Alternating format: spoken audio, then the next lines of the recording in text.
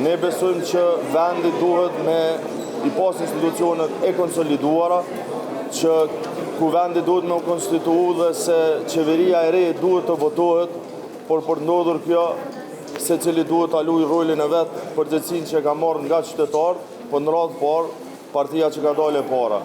Zgjidhja është tashmë evidente. Duhet me undru kandidatja e cila ka dështu dhe të dështoj sa herë që të vjen në kuvend, ndaj edhe një herë ftoj deputetin Albin Kurti që të na tregoj a ka më të rëndësishme Albulena Haxhiu na 1 milion qytetarë që kanë votu në zgjedhjet e 9 shkurtit, sepse nga ajo që kemi pa deri tash, Albulena Haxhiu është më e rëndësishme për të dhe për vetëvendosin se sa votat që i kanë marrë ata.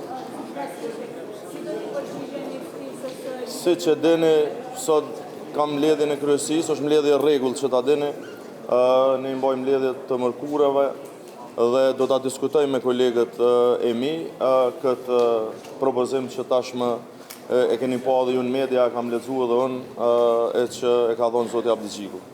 A shqen dakord për një qeveri po është i përfshirë edhe Putin e çfarë lloj varianti të qeverisë?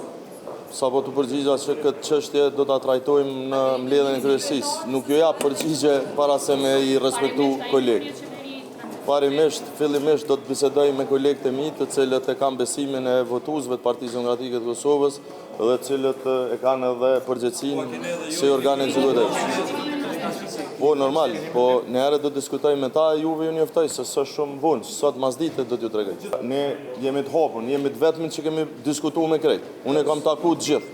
I kam taku bashkë se cilin lider. E kam taku edhe Albin Kurtin, sepse ne si PDK, kulturën tonë politike, kemi dialogun, jemi të gatshëm me i dëgju tjerët edhe kur s'na pëlqejnë, edhe kur pajtohemi, me pas cilat janë mundësit me i dhonë venit institucionet së qytetarët nuk na kanë votu për me ardhë këtu çdo 2 ditë dhe me u tallë me ta një kryesues i kuvendit të cilin e kanë marrë pengë edhe ato lëvizjave të vendosit duke ja imponu çka me bo e ai nuk shkon as sipas skenarit që ja ka dhënë sekretaria. Pra, ne kemi përgjegjësi ndaj qytetarëve, kemi përgjegjësi ndaj votuesve tonë, por edhe ndaj atyre që s'kan votuar fare, si janë qytetarët e Kosovës.